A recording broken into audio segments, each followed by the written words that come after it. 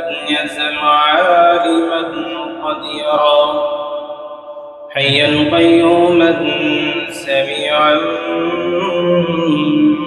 بصيرا نشهد أن لا إله إلا الله وحده لا شريك له وأكبره تكبيرا الله أكبر كبيرا ونشهد أن سيدنا وسندنا وحبيبنا وطبيبنا ومحبوبنا ومرشدنا محمدا عبد الله ورسوله الذي أرسله الله تعالى بالحق بشيرا ونذيرا وداعيا إلى الله بإذنه وسراجا وقمرا منيرا فقد قال الله تعالى في كلامه المجيد وفرقانه الحميد أعوذ بالله من الشيطان الرجيم بسم الله الرحمن الرحيم وما أرسلناك إلا رحمة للعالمين وقال تعالى في شان حبيبه مخبرا وآمرا إن الله وملائكته يصلون على النبي يا أيها الذين آمنوا صلوا عليه وسلموا تسليما شكرا محمد الشديد رضي إبراهيم كريم اللهم صل على محمد وعلى آل محمد كما صليت على إبراهيم وعلى آل إبراهيم إنك حميد مجيد اللهم بارك على محمد وعلى آل محمد كما باركت على إبراهيم وعلى آل إبراهيم إنك حميد مجيد আলহামদুলিল্লাহ আল্লাহ তাআলার দরবারে লক্ষ কোটি শুকরিয়া যে মহান রব্বুল আলামিন আমাদেরকে জুমার দিনে জুমার নামাজ আদায়ের লক্ষ্যে সর্বাগ্রে মসজিদে আসার তৌফিক দান করেছেন এবং মন মানসিকতা দান করেছেন সেজন্য দিল থেকে শুকরিয়া আদায় করছি আলহামদুলিল্লাহ। দুরূদ শরীফ পড়ছি বিশ্ব মানবতার মুক্তির দূত ও জাহানের বাদশা সাইয়্যিদুল মুরসালিন রাহমাতুল লিল আলামিন খাতামুল আম্বিয়া খাতামুল মুরসালিন এই বিশ্ব চরাচরে পৃথিবীর সূচনা লগ্ন থেকে আজ পর্যন্ত এবং অনাগত ভবিষ্যৎ কিয়ামত পর্যন্ত সমস্ত সৃষ্টিকুলের মধ্যে এবং শ্রেষ্ঠ মাখলুক তথা আশরাফুল মাখলুকাতের মধ্যে সবচেয়ে শ্রেষ্ঠ যিনি, সবচেয়ে বেশি প্রশংসিত এবং সবচেয়ে বেশি প্রশংসাকারী যিনি, যার নাম আহমদ, যিনি হচ্ছেন মুহাম্মদ সাল্লাল্লাহু আলাইহি ওয়াসাল্লাম। প্রিয় সুধী, পৃথিবীর সমস্ত যুক্তি বুদ্ধির ঊর্ধ্বে আল্লাহ রাসূল সাল্লাল্লাহু আলাইহি ওয়াসাল্লামের অলৌকিক মুজিজা মিরাজুন নবী সাল্লাল্লাহু আলাইহি ওয়াসাল্লাম। আমরা মিরাজুন নবী সাল্লাল্লাহু আলাইহি ওয়াসাল্লাম সম্পর্কিত বিগত সপ্তাহে যে আলোচনা করছিলাম সেটা হচ্ছে তাত্ত্বিক আলোচনা। তথ্য এক জিনিস, তত্ত্ব আরেক জিনিস। আমরা মেরাজের কোনো তথ্য নিয়ে তেমন আলোচনা করি না। তথ্য হলো মেরাজে কি কি হয়েছে, আর তত্ত্ব হলো মেরাজটা কি ছিল, কেন ছিল, এগুলো।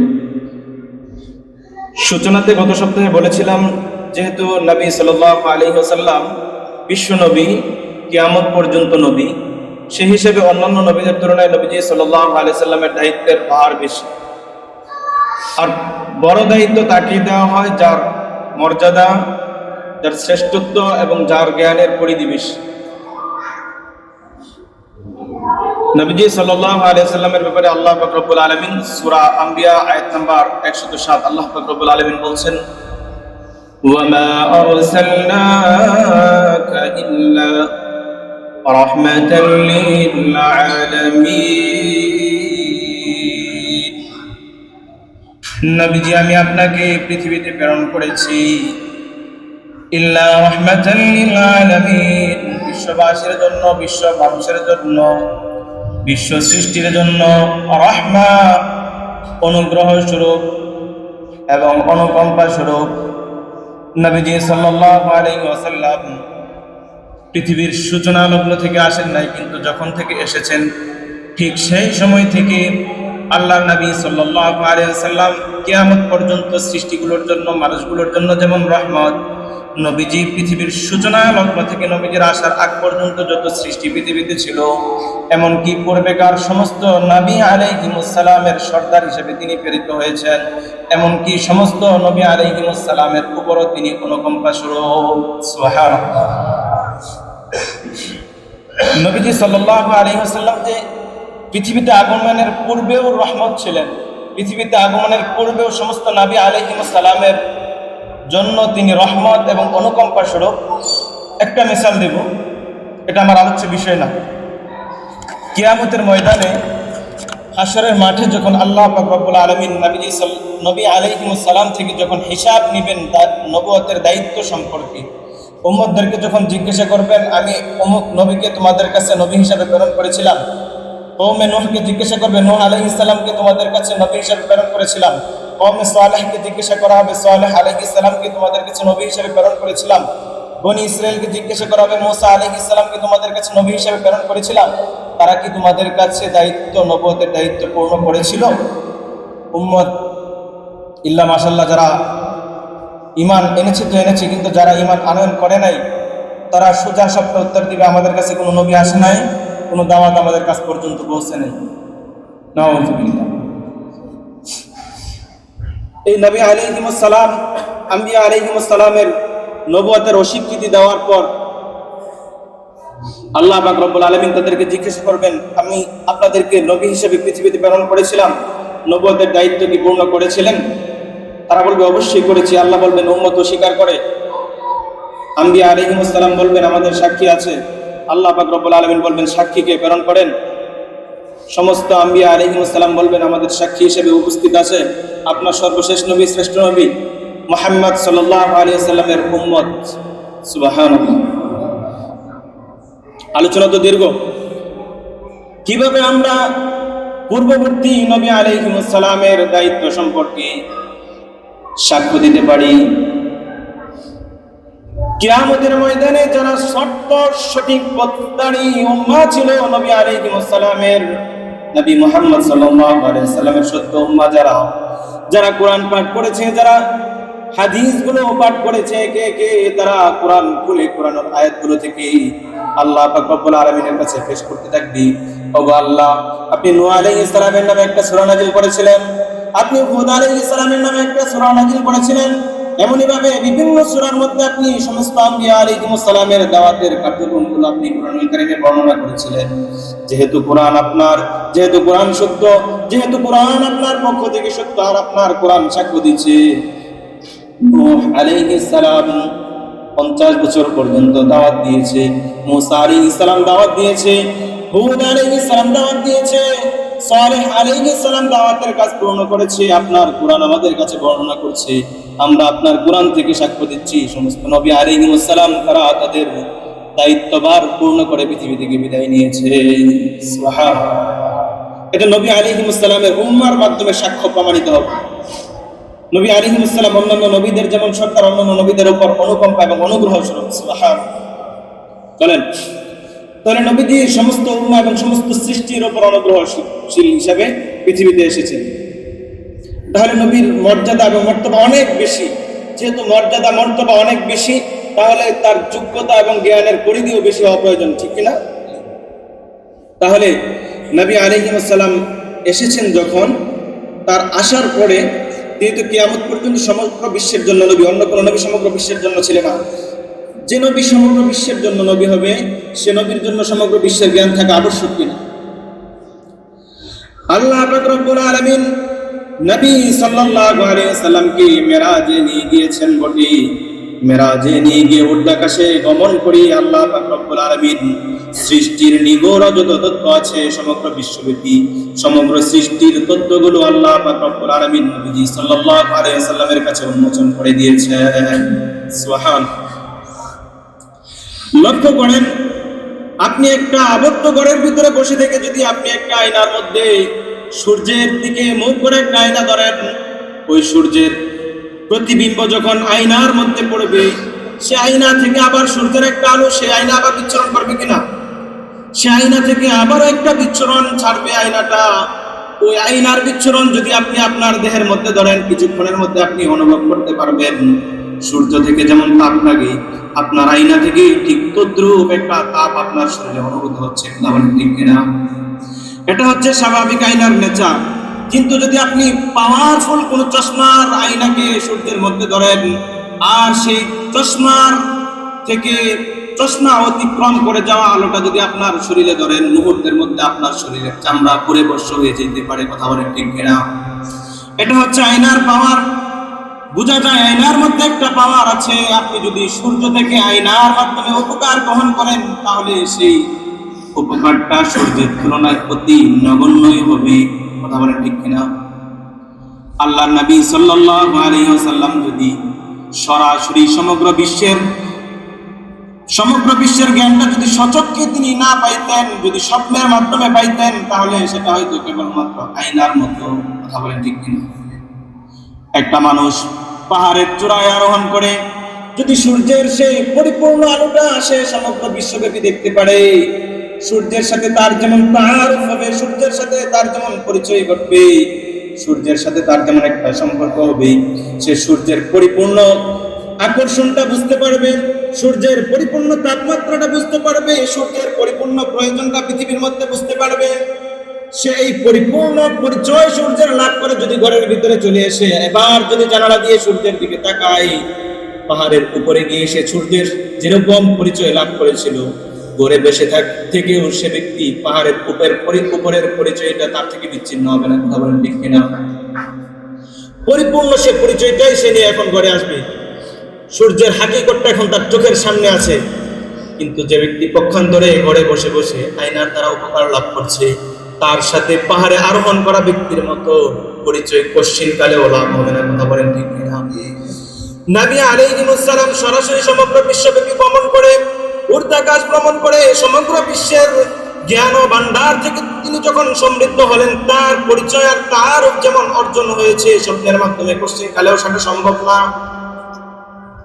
এজন্য নবী আলাইহিস সালামের মেরাজটা সচক্ষে সশরীরে হওয়া আবশ্যক ছিল। কথা বলেন ঠিক কিনা? আল্লাহ পাক রব্বুল আলামিন সূরা বনী ইসরাঈলের প্রথম আয়াতে যে ভাব দ্বারা তিনি উল্লেখ করেছেন, সেই ভাব দ্বারাটাই সাক্ষ্য দিয়েছে নবীজি সাল্লাল্লাহু আলাইহি সাল্লাম সশরীরে মেরাজ ভ্রমণ করেছেন। সুবহানাল্লাহ। মেরাজের দুইটা পার্ট, ইসরা এবং মেরাজ। ইসরা হচ্ছে জমিনে ভ্রমণ করা, রাত্রি ভ্রমণ করা।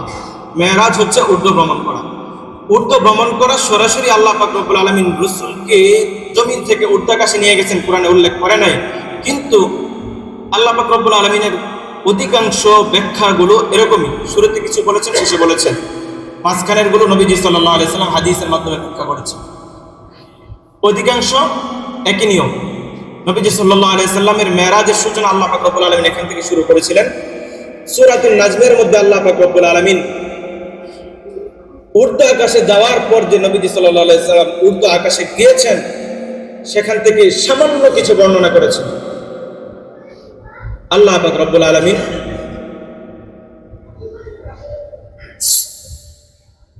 জিবরিল আলাইহিস সালাম সম্পর্কে নবীজি সাল্লাল্লাহু আলাইহি সাল্লাম জিবরিল আলাইহিস সালাম যে নবীজি সাল্লাল্লাহু আলাইহি সাল্লামকে কোরআনের ওহী নবীজি সাল্লাল্লাহু আলাইহি সাল্লাম পর্যন্ত নিয়ে আসছেন, এর ব্যাখ্যা দিয়েছেন, এর বর্ণনা দিয়েছেন। কারণটা ছিল মক্কার কাফেররা রাসূলকে অভিযুক্ত করত যে নবীজি সাল্লাল্লাহু আলাইহি সাল্লাম কোরআন বানিয়ে দেয়। এক নম্বর অভিযোগ। দুই নম্বর অভিযোগ ছিল একজন কামার ছিল যে আরবি বিষয়ে কাব্য পণ্ডিত ছিল, সে নবীজি সাল্লাল্লাহু আলাইহি সাল্লামকে কোরআনের বিষয়গুলো তাকে শিক্ষা দেয়। আল্লাহ পাক রব্বুল আলামিন সূরাতুন নাজমে বিস্তারিত আলোচনা করেছেন। আল্লাহ পাক রব্বুল আলামিন বলেছেন, ওমা ইয়ানতিকু আনিল হাওয়া ইন হুয়া ইল্লা ওয়াহয়ুন ইউহা। তিনি বানিয়ে কিছু বলেন না, তিনি যা বলেন সরাসরি ওহীর মাধ্যমেই বলেন। তারপর বলছেন জিবরিল আলাইহিস সালামের গুণ বর্ণনা করছেন, আল্লামাহু শাদীদুল কুওয়া যু মিররাতিন ফাসতাওয়া ওয়া হুয়া বিল উফুকিল আ'লা। নবীজি সাল্লাল্লাহু আলাইহি সাল্লামের কাছে ওহী যিনি নিয়ে আসেন, আল্লামাহু শাদীদুল কুওয়া, তিনি শক্তি সম্পন্ন একজন সত্তা, অর্থাৎ জিবরিল আলাইহিস সালাম। যু মিররাতিন ফাসতাওয়া, তিনি মর্যাদা সম্পন্ন একজন ফেরেশতা। ওয়া বিল উফুকিল আলা, নবী সাল্লাল্লাহু আলাইহি সাল্লাম তাকে একবার অবয়বে দেখেছিলেন ঊর্ধ্বাকাশে। সুবহানাল্লাহ। সুম্মা দানা ফাতাদাল্লা ফাকানা কাবা কাউসাইনি আও আদনা, তিনি ঊর্ধ্বাকাশে দেখেছিলেন একবার, তারপর নবীজি সাল্লাল্লাহু আলাইহি সাল্লামের আরো নিকটবর্তী হয়েছেন। কতটুকু নিকটবর্তী হয়েছিলেন আল্লাহ পাক রব্বুল আলামিন বলছেন ফাকানা কাবা কাউসাইনি আও আদনা। জিবরিল আলাইহিস সালাম আল্লাহর নবীর এত নিকটবর্তী হয়েছেন একটা তীর ধনুক থেকে যতটুকু দূরবর্তী থাকে। সুবহানাল্লাহ। এরপর অন্যত্র বলছেন লাকাদ রাআ মিন আয়াতি রাব্বিহিল কুবরা ওয়া লাকাদ রাআহু নাজলাতান উখরা। একবার দেখেছেন ঊর্ধ্বাকাশে জিবরিল আলাইহিস সালামকে, অন্য আরেকবার তিনি দেখেছেন লাকাদ রাআহু নাজলাতান উখরা, আরো একবার তিনি তাকে দেখেছেন। কখন দেখেছেন? যখন লাকাদ রাআ মিন আয়াতি রাব্বিহিল কুবরা, যখন তিনি আল্লাহ পাক রব্বুল আলামিনের বড় বড় নিদর্শনগুলো দেখেছেন। তিনি যখন সিদরাতুল মুনতাহায় ছিলেন, সিদরাতুল মুনতাহা যা কিছু তাকে পরিবেষ্টন করে থাকে, তাকে পরিবেষ্টন করা অবস্থায় তিনি যখন সিদরাতুল মুনতাহায় পৌঁছেছিলেন, ঠিক সেই সময় তিনি জিবরিল আলাইহিস সালামকে আরো একবার অবয়বে দেখেছেন। সুবহানাল্লাহ। জিবরিল আলাইহিস সালাম নবীজি সাল্লাল্লাহু আলাইহি সাল্লামের কাছে অবয়বে আসতেন না। ওহী নাজিলের অনেকগুলো পর্যায় এবং পরিক্রমা ছিল।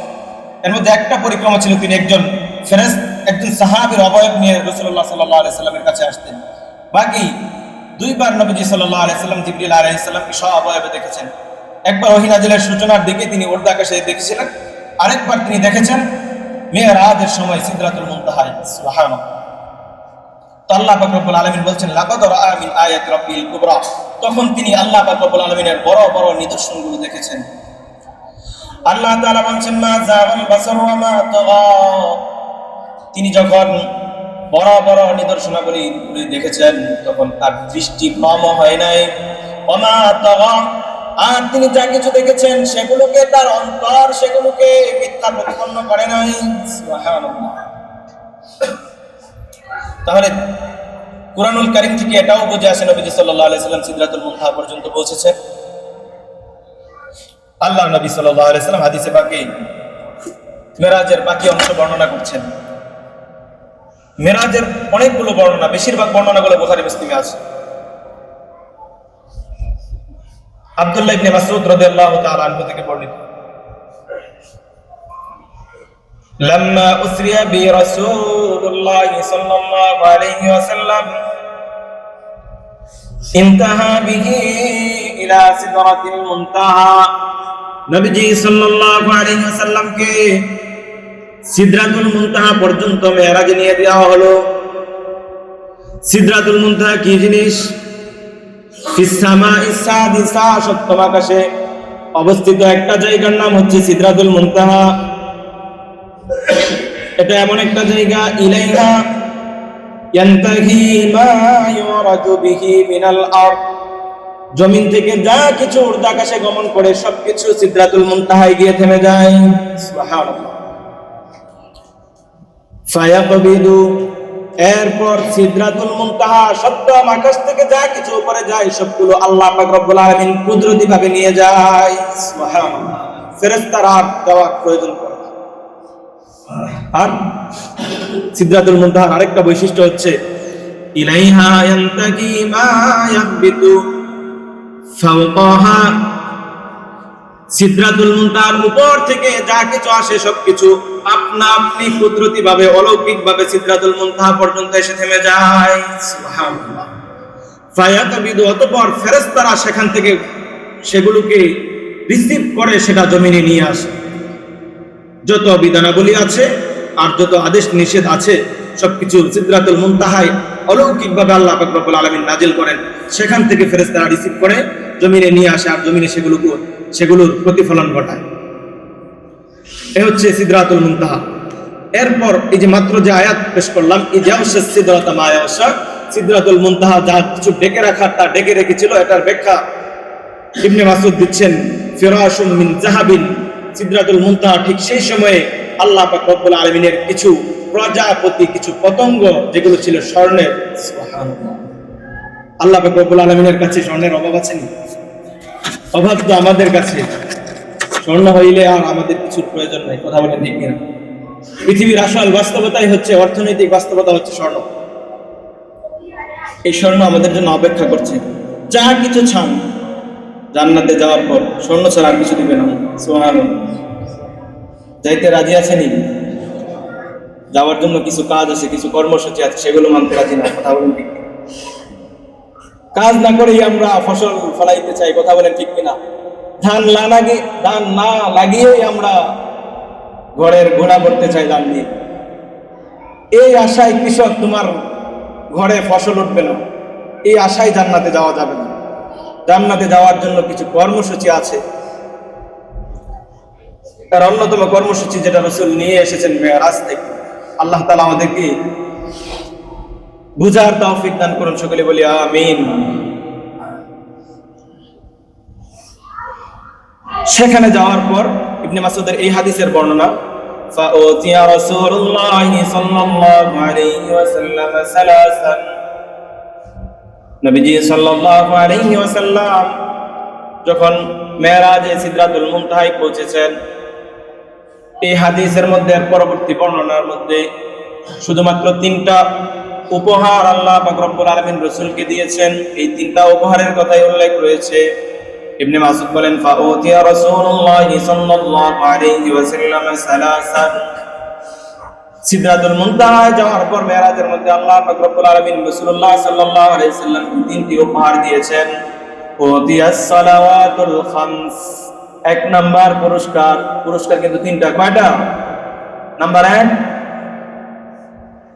উতিয়াস সালাওয়াতুল খামসা, রাসূলুল্লাহ সাল্লাল্লাহু আলাইহি ওয়াসাল্লামকে 5 ওয়াক্ত নামাজ দেওয়া হয়েছে।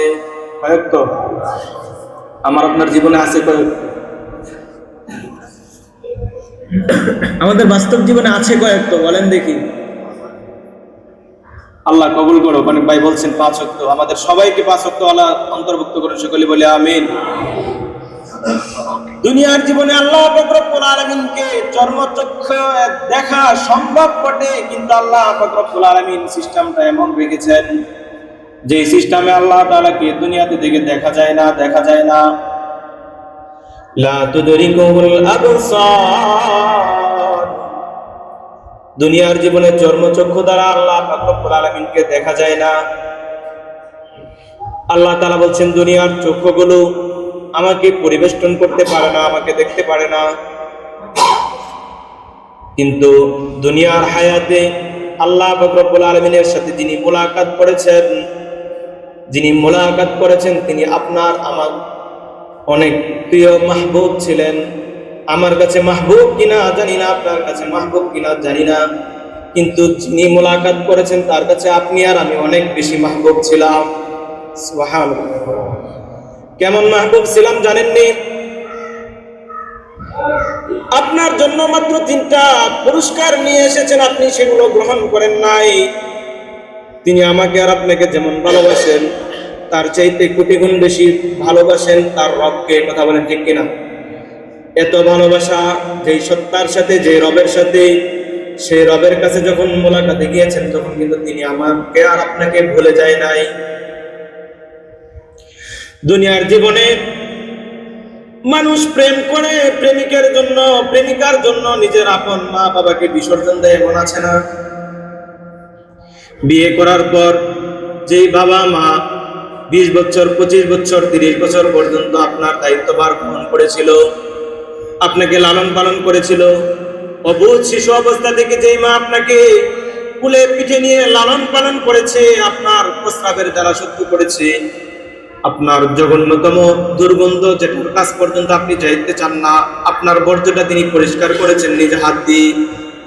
এত কষ্ট যে মা আর বাবা আপনার জন্য করেছে, ওই মা আর বাবাকে 30 বছর পর্যন্ত কষ্ট দিয়ে আপনি বড় হয়ে আজকে চাকরি করে বাবা মাকে খাওয়াইতে চান না। আপনার মন মানসিকতা হচ্ছে এমন কেন? আপনি নতুন একজন মাহবুবা পেয়েছেন, নতুন একজন প্রিয় মানুষ পেয়েছেন। আপনার এখন ধ্যান জ্ঞান আপনার স্ত্রী হয়ে গিয়েছে, আপনার ধ্যান জ্ঞান আপনার বন্ধু বান্ধব হয়ে গিয়েছে, এত বেশি ধ্যান জ্ঞান হয়েছে, এত কষ্ট সহ্য করা মা বাপকে বলে যাইতে পারেন, কিন্তু আপনার রসুল আপনাকে এত বেশি ভালোবেসেছেন, পৃথিবীর স্রষ্টার কাছ পর্যন্ত পৌঁছে গিয়েও আপনাকে বলে যায় নাই। কেমন বলেন নাই? আল্লাহ পাক রব্বুল আলামিন যখন আল্লাহ রাসূল সাল্লাল্লাহু আলাইহি সাল্লাম যখন আল্লাহ তাআলার দিদারে গিয়েছেন, কতক্ষণ বাকি ছিল? আত্তাহিয়াতু লিল্লাহি ওয়াস সালাওয়াতু ওয়াত তাইয়্যিবাত। আমি আপনার কাছে এসেছি, আপনার জন্য পূর্ণ বন্দনা, সমস্ত ইবাদতের যত ইবাদত হইতে পারে, লিসানি জবানি ইবাদত, মৌখিক ইবাদত যেটাকে বলা হয় সেই ইবাদত, কিংবা শারীরিক ইবাদত যা হইতে পারে, পৃথিবীতে শারীরিক ইবাদত যাগুলো আছে, সমস্ত ইবাদত আর বন্দনাগুলো আপনার জন্য নিয়ে এসেছি। সুবহানাল্লাহ। প্রিয় মানুষের কাছে গেছে, কি নিয়ে গিয়েছে? আত্তাহিয়াতু, শারীরিক সমস্ত ইবাদত লিল্লাহি, আপনার জন্য নিয়ে এসেছি। ওয়াসসালাওয়াতু ওয়াত তাইয়্যিবাত, পবিত্রতম জবানের পবিত্রতম যত ইবাদত আছে, নূরানি তো আলোকিত যত ইবাদত আছে, সৃষ্টিকুলের মধ্যে যত ইবাদত আছে, যত তাসবিহ তাহলিল আছে, সবগুলো আপনার জন্য নিয়ে এসেছি। সুবহানাল্লাহ। আল্লাহ পাক রব্বুল আলামিন বান্দার পক্ষ থেকে, মাহবুবের পক্ষ থেকে ইবাদতের পুরস্কার পাওয়ার পর এই বান্দার জন্য, মাহবুব রাসূলের জন্য বললেন, আসসালামু আলাইকা আইয়ুহান নাবিয়্যুর রাসূল, আমিও আপনার জন্য শান্তি অবধারিত করে দিলাম। সুবহানাল্লাহ। রাসূল বললেন, আপনি আমার জন্য শুধুমাত্র দিচ্ছেন, আমার তো আরো কিছু মাহবুব আছে। আল্লাহু আকবার। আসসালামু আলাইনা ওয়া আলা ইবাদিল্লাহিস সালিহিন। রব, আপনি আমার প্রতি কেবলমাত্র শান্তি দিচ্ছেন, আমি সেই শান্তিটাকে ব্যাপক করে দিলাম। আসসালামু আলাইনা, আমরা যারা আছি সবার জন্য, ওয়া আলা ইবাদিল্লাহিস সালিহিন, যারাই নেক আমল করবে আপনাকে রব মেনে সবার জন্য শান্তি। সুবহানাল্লাহ। আপনি তো ভুলে গিয়েছেন আপনার রাসূলকে, আমিও ভুলে গিয়েছি আমার রাসূলকে। এ হচ্ছে আমাদের বাস্তবতা। কিন্তু রাসূল সবচেয়ে প্রেমাস্পদ যিনি ছিলেন, সবচেয়ে প্রিয় যিনি ছিলেন, তার কাছে যাওয়ার পরে তাকে, আপনাকে আর আমাকে বলেন নাই তিনি। সুবহানাল্লাহ। এ হচ্ছে কথোপকথন আল্লাহর রাসূল আর আল্লাহ পাক রব্বুল আলামিনের মধ্যখানে, আপনাকে বলে যায় না। আর সেই রাসূল আপনার জন্য কিছু উপহার নিয়ে এসেছেন, কিন্তু আপনি সেগুলো গ্রহণ করছেন না। আল্লাহর রাসূলকে দেওয়া তিনটা পুরস্কারের মধ্যে এক নাম্বার হচ্ছে ওতিয়া সালাওয়াতুল খামস, 5 ওয়াক্ত নামাজ তিনি নিয়ে এসেছেন। নামাজটা কি? আল্লাহর রাসূল সাল্লাল্লাহু আলাইহি সাল্লাম বলছেন, আমি তো আল্লাহ পাক রব্বুল আলামিনের সাথে সাক্ষাৎ লাভ করেছি, মেরাজ হয়েছে, আমার বান্দা মেরাজে যাবে না, আমার উম্মত মেরাজে যাবে না, কিন্তু আমি যে 5 ওয়াক্ত নামাজ আমাকে যে উপহার স্বরূপ দেওয়া হয়েছে, এটার উপমা হচ্ছে এমন, as-salatu miratul mu'minin, মুমিন বান্দা যারা আমার উপর ঈমান আনয়ন করেছে আর আমার রবের প্রতি ঈমান আনয়ন করেছে, তাদের জন্য আমি যে 5 ওয়াক্ত নামাজ নিয়ে আসলাম, এই নামাজটাই তাদের জন্য মেরাজ স্বরূপ। সুবহানাল্লাহ। নামাজের প্রত্যেকটা ওয়ার্ড যদি আপনি লক্ষ্য করেন, সূরা ফাতিহা থেকে নিয়ে শেষ পর্যন্ত প্রত্যেকটা কথা বান্দার রবের সাথে এমন যেন রব আর বান্দা মুখোমুখি দাঁড়িয়ে আছে। সুবহানাল্লাহ। মেরাজের এর চাইতে বড় কোনো ব্যাখ্যা তো আর নেই, এর চাইতে বড় কোনো হাকিকত তো আর নাই। বান্দা আর রবের মাঝখানে কোনো পার্টিশন থাকে না, বান্দা সরাসরি রবের সামনে দাঁড়িয়ে যায়। তাশাহুদি বলেন আর সূরা ফাতিহাই বলেন, আমরা তো অনেকে অর্থ জানি না, অর্থ জানতেও চাই না। আল্লাহ তাআলা বোঝার তৌফিক দান করুন, সকলে বলি আমিন। 2 নম্বর উপহার হচ্ছে সূরাতুল খাওয়াতিম, সূরাতুল বাকারা। খাওয়াতিম সূরাতুল বাকারা, সূরা বাকারার শেষ 3 আয়াত, এর অনেক ফজিলত আছে। একটা ফজিলত আমি সংক্ষেপে বলে দিচ্ছি। মৃত ব্যক্তিকে যখন আমরা দাফন করি, আমাদের মধ্যে একটা ভুল সংস্কার আছে, আমরা মৃত ব্যক্তির কবরের 4 কোণায় দাঁড়ায় 4 কোণ পড়ি, অনেক জায়গায় আছে। এই 4 কোণ মৃত ব্যক্তির জন্য দেওয়া হয় না, এটা দেওয়া হয়েছে আপনার জন্য, এটা দেওয়া হয়েছে জীবিত ব্যক্তির জন্য। তবে আপনি যদি মৃত ব্যক্তির কবরের পায়ের কাছে দাঁড়িয়ে সূরাতুল বাকারার শেষ 3টা আয়াত পড়তে পারেন, তাহলে তার জন্য ফায়দা। তাহলে তার কবরের আযাব রব্বে কারীম লাঘব করে দিবেন ইনশাআল্লাহ। মাথার কাছে দাঁড়িয়ে সূরাতুল বাকারার প্রথম 5 আয়াত, শেষ পায়ের কাছে দাঁড়িয়ে সূরাতুল বাকারার শেষ 3 আয়াত পড়ে। এটা হচ্ছে নিয়ম। ফালাক নাস তো পড়া হয় জীবিত ব্যক্তিকে শয়তানের আসর থেকে রক্ষা করার জন্য। আপনি যান কবরে পড়ার জন্য, আর কবরে যে ব্যক্তি শুয়ে আছে তার কাছে শয়তান যায় না। শয়তান তার কাছ থেকে বিচ্ছিন্ন হয়ে আপনাকে ধোঁকা দেয়, আপনি জানেন। আল্লাহ তাআলা বোঝার তৌফিক দান করুন, সকলে বলি আমিন। 3 নাম্বার, লিমান লা ইউশরিকু বিল্লাহ, যে ব্যক্তি আল্লাহ তাআলার সাথে শিরিক করে না। মিন উম্মতিহি, রাসূলুল্লাহ সাল্লাল্লাহু আলাইহি সাল্লামের উম্মত থেকে যে ব্যক্তি আল্লাহর সাথে শিরিক করবে না, আল্লাহ রাসূল সাল্লাল্লাহু আলাইহি ওয়াসাল্লাম বলেন, গুফিরা শাইআম মিনাল মুকহাত, সে ব্যক্তির যত অপকর্মগুলো আছে তাওবা করার সাথে সাথে সেগুলোকে মাফ করে দিবেন। সুবহানাল্লাহ। আল্লাহ তাআলা আমাদেরকে রাসূলুল্লাহ সাল্লাল্লাহু আলাইহি সাল্লামের আনিত মেরাজের শ্রেষ্ঠ উপহার নামাজকে ধারণ করার তৌফিক দান করুন, সকলে বলি আমিন। মেরাজের যে দোয়া ছিল, আসসালামু আলাইনা ওয়া আলা ইবাদিল্লাহিস সালিহিন, তাদের অন্তর্ভুক্ত হওয়ার তৌফিক দান করুন, সকলে বলি আমিন। যারা সুন্নাত পড়েনি সুন্নাত পড়েন। সুবহানাল্লাহি ওয়া বিহামদিহি।